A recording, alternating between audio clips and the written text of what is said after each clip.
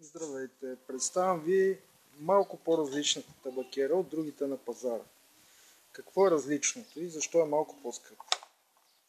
Ами, защото, за разлика от другите табакерки, на които или трябва да извадиш цигарите и да ги сложиш в нея, или да откъснеш горната част, при тази се слага цялата кутия и ето тези две зъбчета, дали се виждат така, тези две зъбчета на капачето тук захапват капака на кутията и съвсем спокойно я затварят.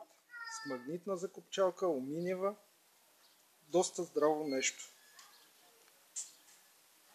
Всички други, които са на пазара, или трябва да прехвърлите цигарите, или да откъснете капачето, съответно за това са малко по-евтини. Благодаря ви за вниманието.